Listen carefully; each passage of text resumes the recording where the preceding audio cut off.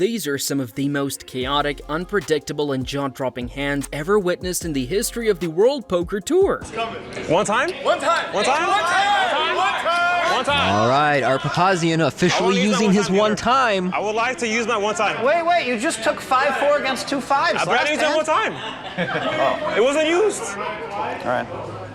Phil clearly knows the rules. Okay, all right, you got your one time, fair enough. One time. Big drama. Let's flop. Queen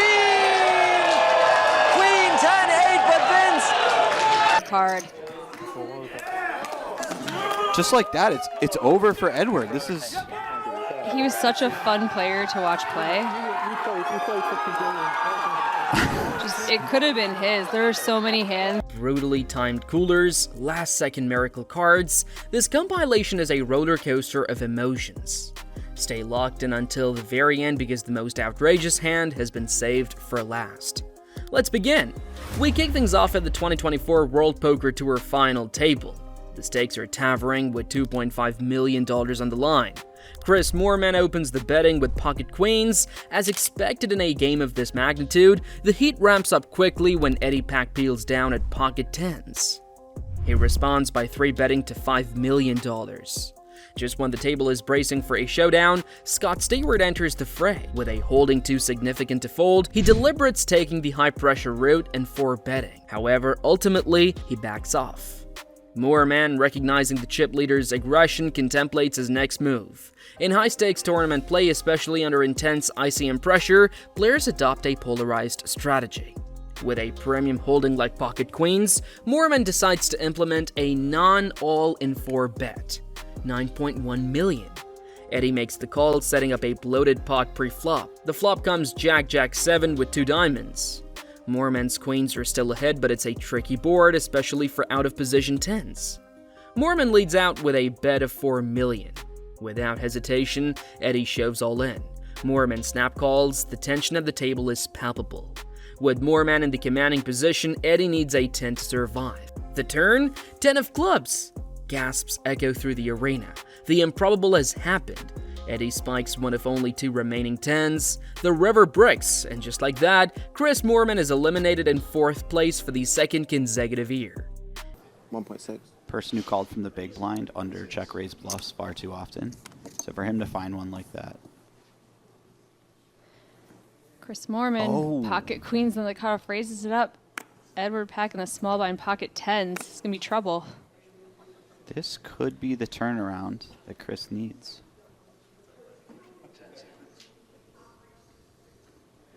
$5 million.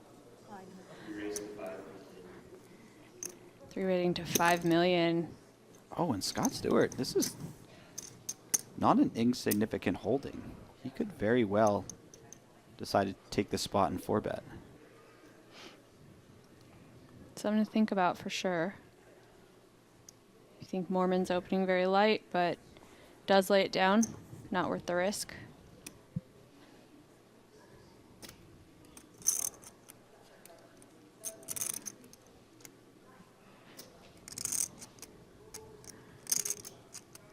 What a beautiful situation for Chris here. Do you consider just flatting your in position? I think the way that these situations play, when the chip leader 3-bets you, is you generally want to play a large 4-bet or fold strategy for the most part. So I would think a hand like queens would just fit into that 4-bet range quite nicely.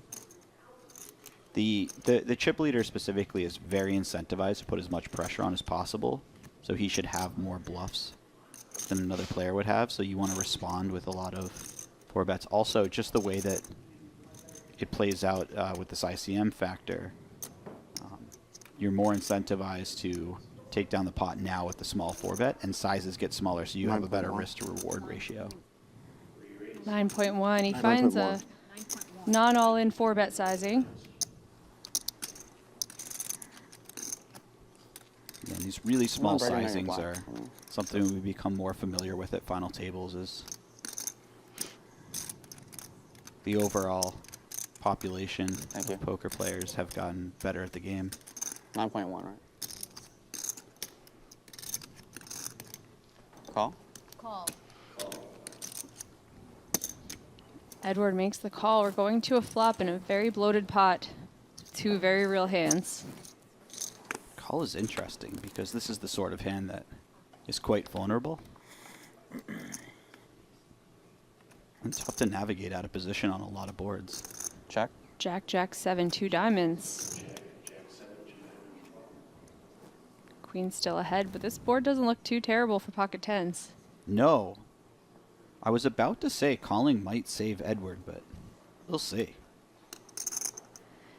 Gotta say, if Scott did decide pre-flop to get a little spicy, ace-jack. Oh, wow, you're right. I doubt he would have unloaded the clip, though. They're very deep. Well, the problem would be I think Chris would have just shoved regardless with pocket queens. Oh, wow. Well, that'll do it. Mormon bets 4 million. Edward all in with his pocket tens. Chris Oh, makes the man. call. Queens. 10. 10 versus queens. I mean, Chris could be right back in the driver's seat.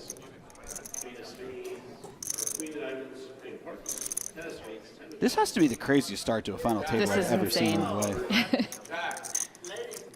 Oh, that's sick to think about.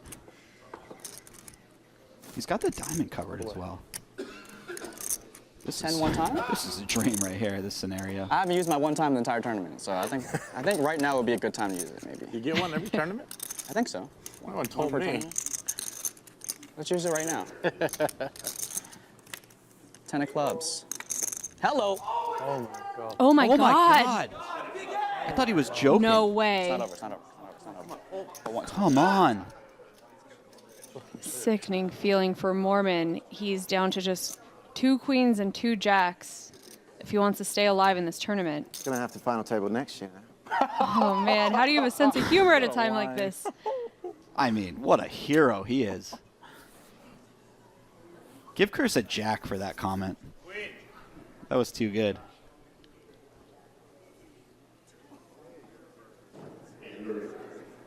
God. It's not. 3 of hearts falls, and Chris Mormon, 2 outed on the turn to finish in 4th place Again, man. Play great. You play great. Yes. for the 2nd year in a row. Unbelievable. The disbelief on his face says it all, yet somehow this is only the beginning. Moments later, at the same table, another insane hand is witnessed. Scott Stewart opens on the button and Eddie Pak, now riding the wave of momentum, defends his big blind. The flop comes down, king, 4-3, all of different suits. Scott maintains control, but his chip stack has seen better days. He's dropped roughly 17 million in prior hands. Edward has a flush draw with the queen of diamonds. The turn brings the 3 of diamonds, pairing the board and enhancing Eddie's flush draw. Edward checks again, and Scott checks behind, disguising the strength of his hand. Then, in a shocking twist, the river delivers the jack of diamonds. Edward now completes his queen-high flush, but Scott rivers a full house with a paired board and a jack kicker. Edward leads out aggressively, confident in his flush. Scott responds quickly with an all-in. With over 15 million in the pot and a massive decision in front of him, Eddie struggles. He knows Scott could very plausibly hold the ace of diamonds or even a boat, but after some deliberation, Eddie calls and it's over. His queen-high flush is no good. Scott shows the boat and sends Eddie home in heartbreaking fashion. 2.7. I can't. Chat, you're too good. I think, guys, you're so good that I'm going to have to cut Jesse off from the chat. I'm just going to take his phone and chuck it across the room. Somebody said Cumberbatch. Scott raising the button to 2.7. Edward in the big blind with queen 10 is going to make the call.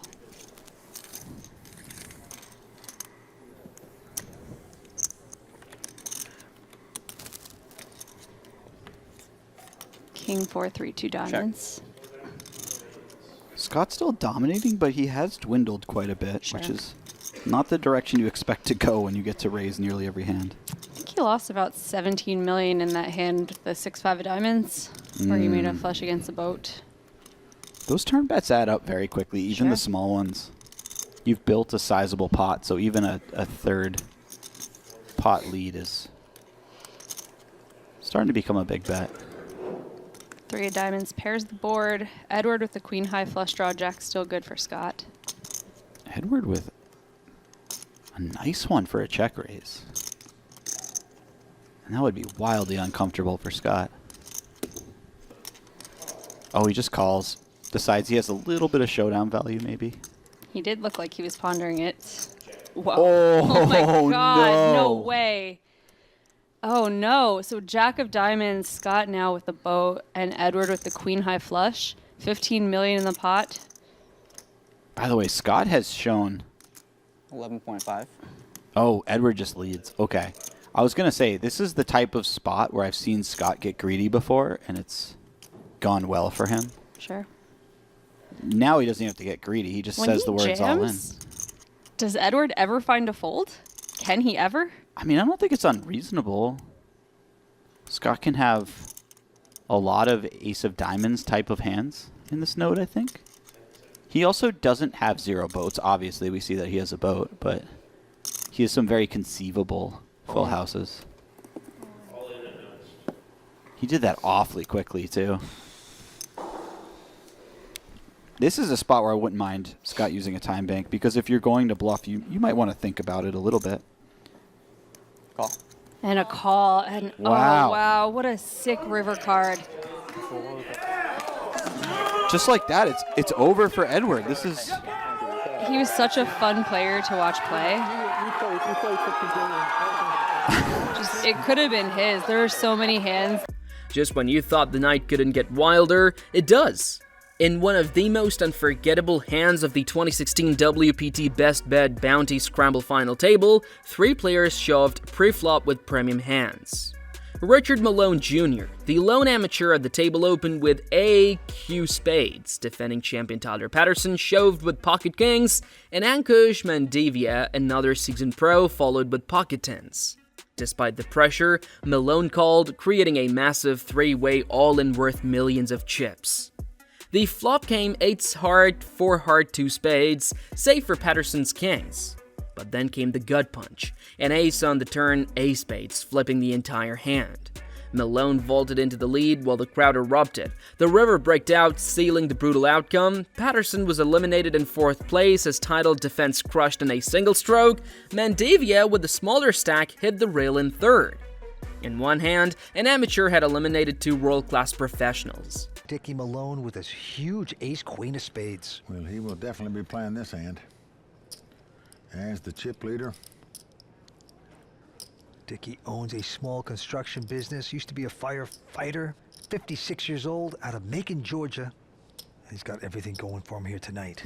He also got in this tournament on a $550 satellite, Vince. So what a parlay he's making wherever he finishes. And there's the raise, 155,000. Oh, just the hand Tyler's been waiting for. A big duke where he can get all his chips in. 2 kings, what a time to get him. 155,000. All in. All in. And Kush with the 10s behind him. Wow. And Kush picking up 10s, 3 big hands here. He knows Tyler's going to have a wider range than 2 kings to move all in here. By far, would do it with 2 5s, 2 8s, ace 9 perhaps. All in. And Ankush is going all in as well. Bush has moved all in. Oh, the sunglasses are coming off. And now, we're back to Dickie Malone with the ace-queen of spade. Now, Vince, you have to know Ankush, at least Ankush, has a very big hand here, or he wouldn't get involved. He doesn't have to get involved. He would just let Tyler and Dickie fight it out if he had a marginal hand. So he must have a big hand here. Dickie should know that, and also know that Tyler could perhaps have a big hand, which indeed he does. Yeah, I think this is very droppable. You don't need to get involved at this point. Bush is all in for $2,025,000. Now, Vince, he knows if he calls and loses this spot, he'll still have over $2 million in chips and still be in the race. But if he calls and wins the pot, he'll be the big chip leader playing heads up for the title. So do you want to gamble here? Vince, one of these players could easily have ace-king. I just don't see how you'd want to play ace-queen in this spot. You wouldn't want to play it. It's just a matter if you want to gamble or not. There's another side of it that says maybe he just knows his best chance is to gamble against these kind of players. No, because it's suited, it might influence him, Vince. Oh boy, he's made the call. He does make the call. Wow. Well, Tyler Patterson's not going to be happy to see it because he'd rather play the kings against the 2-10s. But he's got the best hand, got a chance to triple up here and be well on the road to defend his title. If he gets outdrawn by either one of these guys, he's out. What a dramatic hand. It is up for grabs. Ah, a little kiss for Carolyn. She was good luck for him last year, been good luck so far this year. Let's see what happens here with the two kings of Tyler. Can the firemen slide down the pole successfully? Dickie Malone saying, please give me an ace just once in my life. I won't ever ask for it again. He could knock two players out, have the big chip lead, playing heads up for the title. Where's an ace when you need one? Looks like a bunch of little ones. No, 8-4 deuce. Well, so far so good for the two pros. I'll take a turn heart for the sweat. Yeah, spade sweat. No, the Heart heart. Come on, sounds- spade. Heart Spade sounds sweat. great. Spade. Going to the turn, Dickie Malone wanted to find that ace. He got An it! ace! Wow! Can you believe it? Let's go. Let's go. Let's go. Give me that back. Oh, yeah. All right, God. It ain't over yet. There's still a Come on, I got it. Oh, I thought that was a river card. Wow! Sorry, I thought it was a river card. Yeah. If the hand finishes this way, Tyler will finish in fourth place because Ankush had him more chips when the pot started. There's the river. It's a 5. Lady Luck shining again on Dickie Malone. That's going to do it for the defending champion, Tyler Patterson, and the tough pro, Ankush Mandavia. Malone didn't just win a pot, he took the chip lead and control of the table. It was a symbolic passing of the torch and a raw reminder that in poker, even the giants fall, sometimes in the same hand. Next, we flash back to a Phil Hellmuth classic. The year is 2017, and at the Legends of Poker event, Phil flops a low set with pocket fives. But Art Papazian has flopped the nut straight with 5-4. Phil, unaware he's crushed, applies pressure with a check raise. The turn is a jack and Phil keeps firing. Art, playing it cool, just calls. On the river, a 7 hits. Phil finally checks, but Art goes for value and bets 2.6 million. Despite the board texture, Phil talks himself into making the call. It's a misstep and Art drags in the massive pot. True to form, Phil begins pointing fingers, blaming luck, questioning the hard history, everything but his own decision making. Art now with a little suited connector, 4-5 of clubs. And he will raise that. Min raise to 600,000. Phil with a pair of 5s behind him. Well, Phil mentioned that Art's generation plays the small pairs a little different. I can tell you that most of them would just go all in here. Pocket 5s under 30 blinds heads up. Phil elects to call. He does, and he checks before the flop. And look at this, ace 2-3 gives the nuts to Papazian at this point. What a flop. 950. And what just happened? Phil check raised here. And I don't know what he's hoping for. Certainly if Art is just bluffing, he'll get him to fold something that has 6 outs. But if he has an ace, he's never folding. And as it happens, he has a big hand, and Phil is bluffing into a spot where he is basically drawing dead. Yeah, but Phil doesn't know it yet. Jack on the turn. 1.2. And, oh boy, he's going to continue. Oh, he thinks, boy. I can make this guy believe something if you have nothing. But we know better. Huge flop there for Papazian. Flopped the straight, and now he's reeling his man in. I mean, at this stage, Phil is hoping his opponent floated the flop with no pair, no draw, and now is just going to fold the turn. I don't really know what this is. 7 on the river, and Phil is finally giving up, perhaps. He is checking it. Okay, disaster averted. At least he didn't put more money in. It's true. And Arts wants to get a little value, and it's 2.6. That should end the hand, because at this stage, it's essentially impossible for Art to be bluffing. I mean, what hand could he call a flop check raise and turn bet with that doesn't have anything by the river? Basically hoping for something like 6-5, and you've got 2 of the 5s in your hand, so how likely is that? Is Phil really gonna, considering this, paying him off after everything? Uh-oh. He's not a believer. Apparently, he's going to make this call. Oh, no. Oh, no, Vince, I can't watch. Just a complete misstep by Phil Hellmuth, paying him off. Oh, boy. Are you kidding me? I feel like I should unretire from the Raw deal for that one. Well, Art taking down a big pot. Got every nickel out of that one. Wow, I just knew before the flop you had nothing, so I didn't even re-raise you with fives. Wow, what a lucky flop for you. That was a lucky flop for sure, yeah.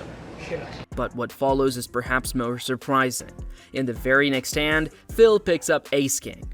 Papazian has king-queen, both players get the chips in. Phil is ahead seeking redemption. The flop, queen 8-5. The turn brings a heart, giving Phil extra outs with a flush draw. The river, however, doesn't deliver. Phil takes the loss on the chin, no outburst, no tantrum, just silence. And this time he picks up a gigantic ace-king. He could use some revenge. 6. Moving it up to 600,000, and Art has king-queen. Phil is pretty short here. I think Art's going to go for it. King-queen's very strong heads up. All in. And he does so. And Phil with his insta-call. Trademark double-fisted mash the chips in the middle call. Yeah, Hellmuth in a nice place here. Finally out in front nicely with ace-king up against king-queen for a big double-up possibility. Art Papazian, the local, his first ever WPT main event with an opportunity to win this. It's coming, boss. It's coming. One time? One time. One time? One time. One time. One time. All right, Art Papazian officially using his one time. I would like to use my one time. Wait, you just took 5-4 against 2 fives. I used it one time. It wasn't used. All right. Phil clearly knows the rules. Okay, all right, you got your one time, fair enough. One time. Big drama. Let's flop. Queen 10-8, but Vince, don't get too excited yet.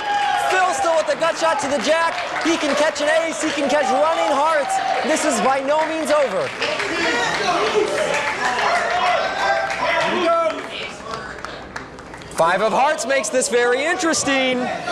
Any heart, any jack, any ace, and Phil is going to win this pot, but if he doesn't catch it, it is over. Papazian, one card away from the championship. Are they chanting art or heart? I don't know. Here it is. 3 of spades, it's over, Vince! Art Papazian has done it! Phil Hellmuth comes 1 spot short of his first WPT title, and the crowd goes wild! One of the most chaotic and unforgettable hands in WPT-style poker history didn't even come from a traditional WPT event, but it's legendary enough to make any top list of soul-crushing coolers. At Hustler Casino Live, 3 players went to war holding the 3 most dangerous pocket pairs in poker: aces, kings, and queens. The hand kicked off with AJ holding pocket aces, Andy sitting on pocket kings, and Cowboy John unknowingly stepping into the inferno with pocket queens. With a pre-flop limp, a raise, and a massive re-raise, it was only a matter of time before chips flew in every direction. AJ ripped his stack in with aces, and Andy went deep into the tank facing a brutal cooler. The tension was off the charts, and it was just getting started. After a painful series of time extensions and visible torment on Andy's face, he finally made the call with his kings. Cowboy John, holding the shortest stack, committed the rest of his chips with queens, setting up a rare 3-way all-in where each player was armed with a monster. The total pot ballooned to a jaw-dropping $81,950. With 3 hands that could each be favorites in almost any other context, this was poker chaos in its purest form. The table agreed to run it twice for variance protection, but fate had a sixth sense of humor. The flop in turn offered no hope to kings or queens, and on the first board, AJ spiked quads, completely locking up the hand with devastating finality. Board 2 brought more blanks, offering no salvation to Andy or Cowboy John. The ace-high board sealed AJ's win on both runs, scooping the entire pot in one of the most outrageous coolers ever witnessed on stream. You'll like be amazed of like all the like 50-story buildings they have in Seoul. Yeah. The amount of skyscrapers there, like it's crazy.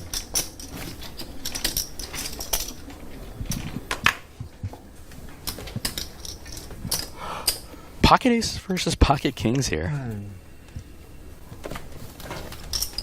Aces for AJ. Andy's got kings. This is going to be a big one with Cowboy John 3-betting to 3,000. He's got a mystery hand, and this is pretty wild action.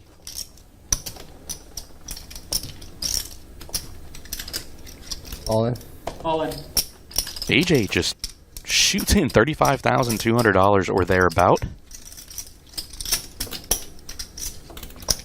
How will Andy react? Oh my god, this is aces versus kings versus queens. We can see with Cowboy John, his hand has been revealed. AJ was the limper, I believe, in this hand. Andy was the opener.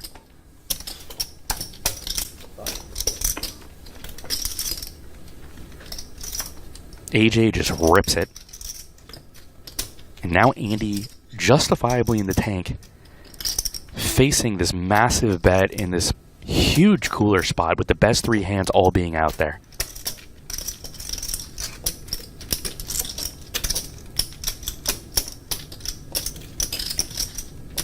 Absolute insanity with the best three hands in poker all tangling.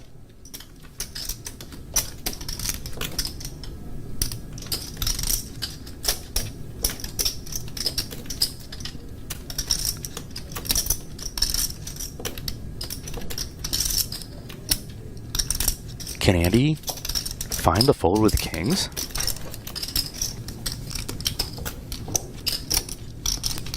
It's rough.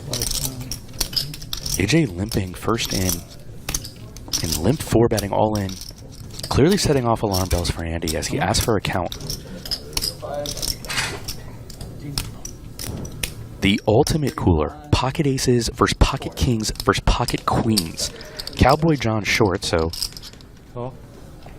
And Andy does call. I can't see John getting away. He just doesn't have enough behind. Good. Oh yeah, I folded. Sorry. I thought I folded already.